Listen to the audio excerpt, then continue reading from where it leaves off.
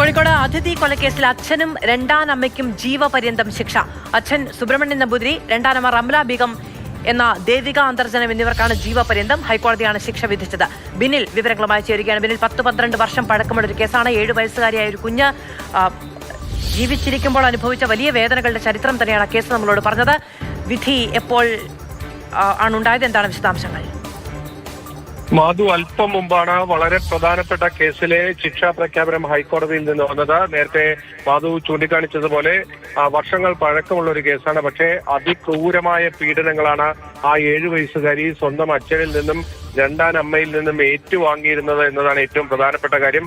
ആ കുട്ടിയെ വളരെ ക്രൂരമായി ശാരീരികമായി ഉപദ്രവിക്കുകയും ഭക്ഷണമടക്കം നിഷേധിച്ചുകൊണ്ടുള്ള പീഡനമാണ് നേരിട്ടുകൊണ്ടിരിക്കുന്നത്. ആ പീഡനങ്ങൾക്കൊടുവിലാണ് 7 വയസ്സുകാരിയായ അതിഥി നമ്പൂതിരി മരിക്കുന്നത്. അതിൽ കൊലക്കുറ്റം നിലനിൽക്കില്ല എന്നതായിരുന്നു നേരത്തെ വിചാരണ കോടതിയുടെ കണ്ടെത്തലായി ഉണ്ടായിരുന്നത്. പ്രതികൾക്കായ സുബ്രഹ്മണ്യൻ നമ്പൂതിരിക്കും റംല ബീഗത്തിനും അന്ന് 3 വർഷം തടവും 2 വർഷം തടവും വീതമാണ് അന്ന് കോടതി വിധിച്ചിരുന്നത്. പക്ഷേ ഹൈക്കോടതിയിലേക്ക് സർക്കാരിന്റെ അപ്പീലെത്തി. അപ്പീൽ പരിശോധിച്ച ഡിവിഷൻ ബെഞ്ചിന് ഇതിൽ കൊലക്കുറ്റം നിലനിൽക്കുമെന്ന് ബോധ്യപ്പെട്ടു. അങ്ങനെ പ്രതികൾക്കെതിരെ കൊലക്കുറ്റം തെളിയുകയും അവരെ അടിയന്തരമായി അറസ്റ്റ് ചെയ്ത് കോടതിയിൽ ഹാജരാക്കാൻ നിർദ്ദേശിക്കുമായിരുന്നു. ഇന്നലെ നടക്കാവ് പോലീസ് ഈ പ്രതികളെ കസ്റ്റഡിയിലെടുത്ത് ഇന്ന് രാവിലെ കോടതിയിൽ ഹാജരാക്കി. പ്രതികൾക്ക് പറയാനുള്ളത് കൂടി കേട്ട ശേഷമാണ് ഈ 2 പ്രതികൾക്കും കൊലക്കുറ്റത്തിന് ജീവപര്യന്തം കഠിന തടവിന് ശിക്ഷിച്ചുകൊണ്ടുള്ള വളരെ പ്രധാനപ്പെട്ട ഉത്തരവ് ഹൈക്കോടതിയുടെ ഭാഗത്ത് നിന്ന് വന്നിരിക്കുന്നത്.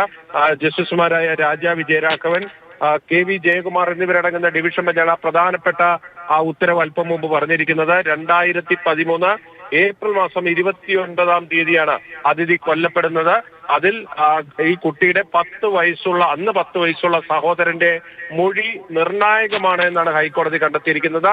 ആ സഹോദരന്റെ മൊഴിയിൽ നിന്ന് തന്നെ ഈ അതിഥി നമ്പൂതിരി നേരിട്ട അതിക്രൂരമായ ശാരീരിക പീഡനങ്ങൾ വ്യക്തമാണ്. അതുകൊണ്ട് തന്നെ അച്ഛനും രണ്ടാനമ്മയ്ക്കുമെതിരെ കൊലക്കുറ്റം നിലനിൽക്കുമെന്ന് കണ്ടെത്തിക്കൊണ്ടാണ് വളരെ സുപ്രധാനമായ വിധി പ്രസ്താവം, ശിക്ഷാ പ്രഖ്യാപനം ഹൈക്കോടതിയുടെ ഭാഗത്ത് നിന്ന് വന്നിരിക്കുന്നത്.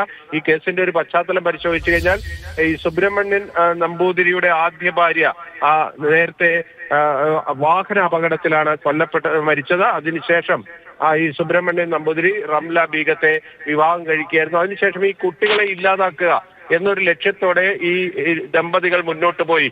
അതിന്റെ ഭാഗമായി അതിഥിയെ അതിക്രൂരമായി പീഡിപ്പിച്ചു എന്നതാണ് പ്രോസിക്യൂഷന്റെ കേസ്. അതാണ് ഇപ്പോൾ ഹൈക്കോടതി മുമ്പാകെ തെളിഞ്ഞിരിക്കുന്നത്.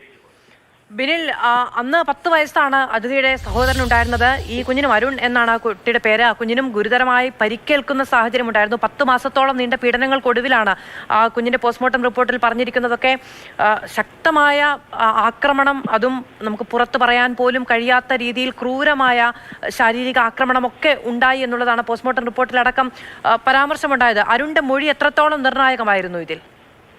ഈ കേസിൽ ഈ 2 പ്രതികളെയും കൊലക്കുറ്റത്തിന് ശിക്ഷിച്ചിരിക്കുന്നതിൽ ഏറ്റവും പ്രധാനപ്പെട്ട മൊഴി അതിഥിയുടെ സഹോദരൻ നൽകിയ മൊഴിയാണ്. ആ മൊഴി വിശ്വാസത്തിലെടുക്കാൻ കഴിയുമെന്നാണ് കോടതി വ്യക്തമാക്കിയത്. അതായത് അന്ന് 10 വയസ്സുള്ള തിരിച്ചറിവുള്ള ആളായിരുന്നു അതിഥിയുടെ സഹോദരൻ. അതുകൊണ്ട് തന്നെ അതിഥി ആ വീട്ടിൽ നേരിട്ട ക്രൂരമായ പീഡനങ്ങളെല്ലാം കൺമുന്നിൽ കണ്ടയാളാണ് ആ സഹോദരൻ. അത് കൃത്യമായ മൊഴിയുണ്ട്. ആ മൊഴി വിശ്വാസത്തിലെടുക്കാൻ കഴിയും എന്നതാണ് ഹൈക്കോടതി വ്യക്തമാക്കിയിരിക്കുന്നത്.